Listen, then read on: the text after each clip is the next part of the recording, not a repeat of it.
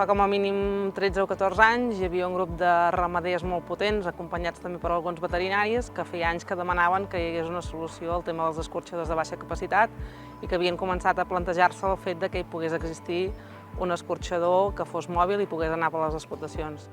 Quan vam plantejar tots els esborranys de procediments, els esborranys dels projectes, de tot l'escorxador mòbil, que estava tot molt ben plantejat, amb tots els possibles riscos, i aquest era el punt més important, ja que la normativa encara no havia desenvolupat aquest criteri de flexibilitat. Llavors va ser aquí potser on es va aturar més el desenvolupament d'aquest projecte, però al final, gràcies al decret de flexibilització, es va desencallar aquest punt i vam trobar aquesta solució. El tancament d'aquests escorxadors de baixa capacitat que queden actualment a Catalunya el que fa és que molts ramaders hagin de fer unes distàncies molt llargues per dur els seus animals des de l'explotació fins a l'escorxador i per tant aquí hi ha uns efectes adversos, diguéssim, que el que fan és anar en detriment del benestar animal i també de la qualitat de la carn i que també va en detriment del que tots ens plantegem de la comercialització de productes de quilòmetre zero i de la sobirania alimentària. Partint de les necessitats del sector, de les petites produccions que els hi suposava un renou i un resultat negatiu a les seves comptes d'explotació, doncs plantejar un servei a lloc, a explotació, per fer la matança. És evident que mantenir l'activitat ramadera extensiva al territori és mantenir activitat econòmica al territori, és mantenir la pagesia arrelada que fa el manteniment d'aquest territori, és prevenció d'incendis pel maneig dirigit dels ramats generant silvopastura i, per tant, és un servei ecosistèmic que hem d'aconseguir valorar-lo més enllà del que suposa el compte d'explotació d'una activitat ramadera convencional. És, diguéssim, l'activitat d'escorxador muntada sobre un camió d'unes mides reduïdes perquè pugui passar per als camins que arriben a les explotacions.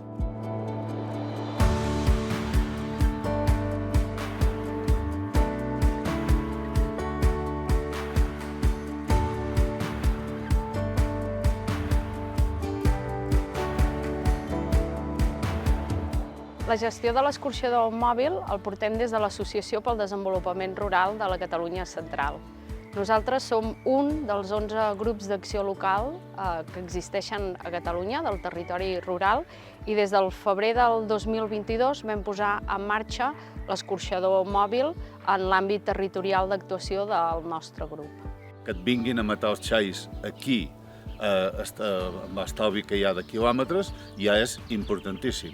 L'estrès que passen aquests animals en el transport d'aquests 46 quilòmetres. Són animals, com ja he dit abans, que mamen fins a l'últim moment, fins al moment del sacrifici. Llavors, estar apartats aquestes hores, aquest temps i aquest transport representa per ells un problema de benestar. Aquí ni se n'enteren que ja estan sacrificats. La gestió del dia a dia de l'escorxador és una de les tasques que desenvolupem des de l'associació. És a dir, nosaltres fem un planning, normalment setmanal, de les explotacions ramaderes a les que es visitarà i de tal manera que coordinem l'explotació també amb el Departament de Salut. Hasta anar a agafar el camió, anar a la explotación y montar para poder comenzar el sacrifici. Has de ser una persona suficientment preparada amb tots els aspectes que involucren la higiene i la seguretat alimentària i el benestar animal. Actualment, en l'escorxador mòbil que està en funcionament ara mateix, els animals que s'hi poden sacrificar són petits remugants, xai i cabrit. Una de les avantatges principals de l'escorxador mòbil és la reducció dels desplaçaments. Per això, des de l'Associació pel Desenvolupament Rural de la Catalunya Central, un dels estudis que s'està realitzant és la petjada de carboni de l'escorxador mòbil. Amb aquest estudi, el que es fa és la comparativa de les dades obtingudes d'un sacrifici amb un escorxador convencional amb les dades obtingudes de les diferents explotacions a on visita l'escorxador i a on fa el servei. Ens ha suposat un estalvi de temps, un estalvi de quilòmetres. Busquem bastant la proximitat, bastant que la cosa que hi havia a casa anava molt lligat amb aquesta idea, per tant, no vam haver de rumiar gaire a l'hora de decidir-nos. Aquí sí que es fan les coses molt ben fetes perquè no es mata cap animal, que no hi hagi passat al veterinari. És una ajuda tant amb la qualitat del producte, de proximitat, i econòmicament també. Més enllà de la gestió del dia a dia de l'escorxador mòbil, des de l'associació s'estan desenvolupant uns estudis relacionats amb el desenvolupament de l'escorxador. Hi participa un centre de recerca on actualment està desenvolupant o porta a terme un projecte que està enfocat en la qualitat de la carn i el benestar animal. Aquesta persona encarregada ha visitat diferents explotacions ramaderes on actua l'escorxador i en pren mostres per poder analitzar diferents indicadors i poder arribar a unes conclusions fiables. La persona que fa el sacrifici i tot el procediment al nivell de l'escorxador mòbil, que fa totes les fases, llavors ha de tenir diferent formació en la de benestar animal i després en seguretat i higiene alimentària. Per tant, millorant la qualitat de vida dels animals i també millorant la qualitat de les seves carns i desimpactant el sistema en una qüestió d'emissions de CO2.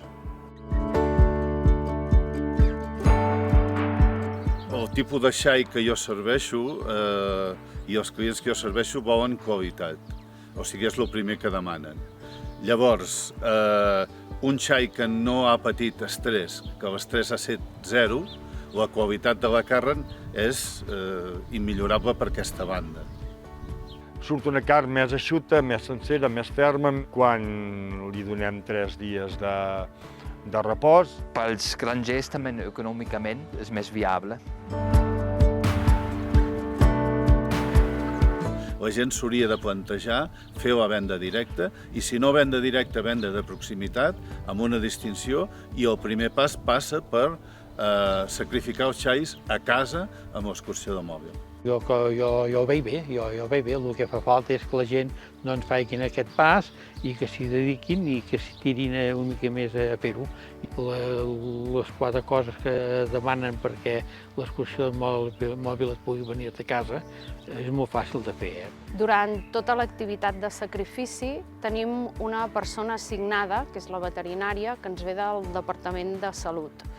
Aquesta persona és l'encarregada de la traçabilitat de la carn i de la qualitat del benestar dels animals. Un ramader, per poder-se acollir a la utilització de l'escorxador mòbil, ha de complir tota una sèrie de requisits, que el que són solera de formigó, un desaigua per les aigües de neteja del camió, una presa d'aigua i de corrent elèctrica de 220 volts normals, no fa falta trifàsic, però sí que ha de tenir una potència concreta i hem d'assegurar que en el punt de connexió hi han d'haver 3 kWh. Hi ha tota una part de temes de registre que s'han de portar, que són bastant bàsics, que no compliquen molt la vida, i el que sí que ha de fer també és una traçabilitat individual dels animals amb una identificació de cada un dels animals que porta l'escorxador.